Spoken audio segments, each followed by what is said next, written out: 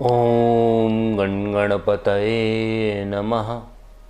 ॐ गणगणपतये नमः। ॐ गणगणपतये नमः। ॐ नमो भगवते वासुदेवाय नमः। जय भगवान श्री कृष्ण की।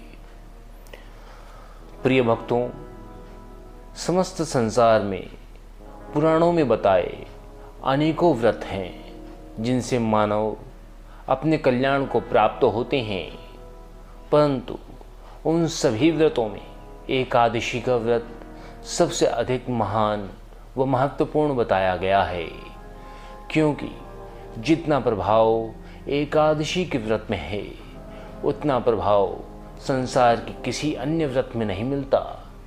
एकादशी का व्रत करने से मानव भगवान को अति शीघ्र प्रसन्न कर सकता है, भगवान के समीप पहुंच सकता है। चलिए आज हम आपको पुराणों में प्रचलित पुत्रदा एकादशी की वो कथा सुनाएंगे जिसको सुनने से आप सभी कल्याण को प्राप्त होंगे। धर्मराज युधिष्ठिर ने पूछा, हे कृष्ण, अब आप पौष माह के व्रत के बारे में बतलाइए।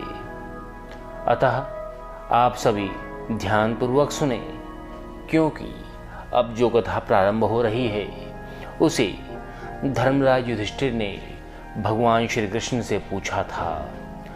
अथ पुत्रदा एकादशी महात्मा। धर्मराज युधिष्ठिर बोले, हे भगवान, अब आप पौष माह के व्रत के बारे में समझाइए। इस दिन कौन से देवता का पूजन होता है तथा क्या विधि है। इस पर श्री कृष्ण बोले, हे राजन, पौष माह के में शुक्ल पक्ष की एकादशी का नाम पुत्रदा एकादशी है। इसका पूजन विधि पूर्वक करना चाहिए। इस व्रत में नारायण भगवान की पूजा करनी चाहिए। इसके पुण्य से मनुष्य तपस्वी, विद्वान और लक्ष्मीवान होता है।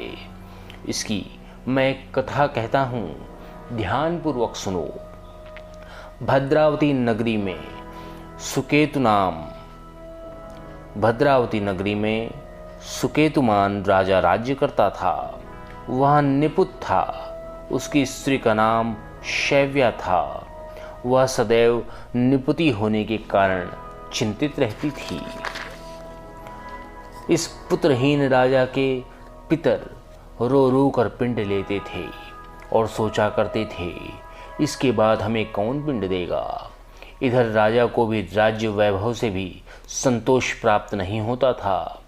इसका एकमात्र कारण पुत्रहीन होना था। वह विचार करता था कि मेरे मरने पर मुझे कौन पिंड देगा। बिना पुत्र के पितरों और देवताओं से उर्ण नहीं हो सकते। जिस घर में पुत्र न हो वहाँ सदैव अंधेरा ही रहता है।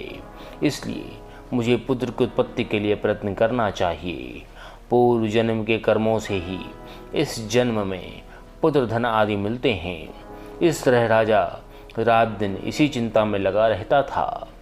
एक दिन राजा ने अपना शरीर त्याग देने की सोची, परंतु विचार करने लगा कि आत्मघात करना महापाप है। राजा इस तरह मन में विचार कर एक दिन छिप कर वन को चला गया। राजा घोड़े पर सवार होकर वन में पक्षियों और वृक्षों को देखने लगा। हाथी अपने बच्चों और हथनियों के बीच में घूम रहे हैं। राजा ने सोचा और विचार करने में लग गया। राजा प्यास के कारण अत्यंत बेचैन होने लगा और पानी की तलाश में आगे बढ़ा। कुछ ही आगे जाने पर उसे एक सरोवर मिला। उस सरोवर के चारों तरफ मुनियों के आश्रम बने थे। उस समय राजा के दाहिने अंग फड़कने लगे। राजा मन में प्रसन्न होकर सरोवर के किनारे बैठे हुए मुनियों को देखकर घोड़े से उतरा और दंडवत करके सम्मुख बैठ गया। राजा को देखकर मुनीश्वर बोले, हे राजन, हम तुमसे अत्यंत प्रसन्न हैं। तुम इस जगह कैसे आए हो, सो कहो। इस पर राजा ने उनसे पूछा, हे मुनीश्वरों, आप कौन हैं और किस लिए यहाँ हैं, सो कहो।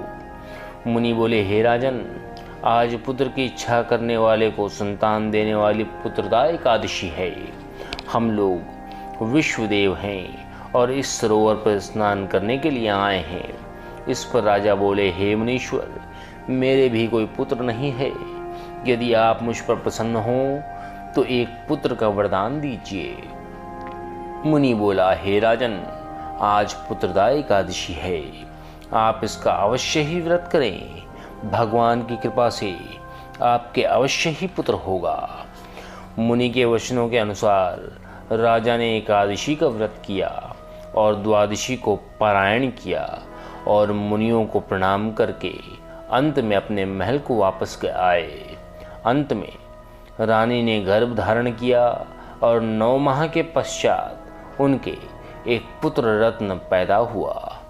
वह राजकुमार अंत में अत्यंत वीर, धनवान, यशस्वी और प्रजापालक हुआ।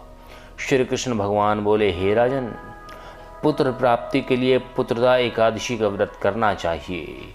जो मनुष्य इसका महात्मा श्रवण व पठन करते हैं उनको स्वर्गलोक की प्राप्ति होती है। संसार में जितने भी व्रत, तप, होम आदि बताए गए हैं उन सभी में एकादशी के व्रत का महात्मा सर्वोपरि है। एकादशी का व्रत करने से मनुष्य अपने समस्त पापों को काट देता है और स्वर्गलोक को प्राप्त होता है। एकादशी के व्रत के प्रभाव से मनुष्य मोक्ष को प्राप्त होता है। एकादशी के व्रत के प्रभाव से मनुष्य के जीवन का अंधकार दूर होकर उसे दैवीय प्रकाश की प्राप्ति होती है। उसकी अज्ञानता दूर होकर मनुष्य ज्ञान की ओर प्रकाशित होता है।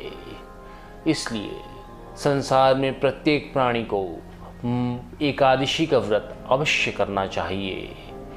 हर एकादशी को प्रयत्नपूर्वक, भक्तिपूर्वक और नियम से पूजा अर्चना कर व्रत प्रारंभ करना चाहिए और मन ही मन भगवान से प्रार्थना करनी चाहिए कि भगवान, मैं इस एकादशी के व्रत को विधि विधान और नियम पूर्वक कर सकूं, इतनी क्षमता मुझे प्रदान करें। भगवान की कृपा से प्राणी भक्तिपूर्वक, भक्तिभाव से जब एकादशी के व्रत को पूर्ण करता है तो उसे वो फल प्राप्त होता है जो संसार के किसी भी अन्य व्रत, तप को करने से नहीं प्राप्त होता।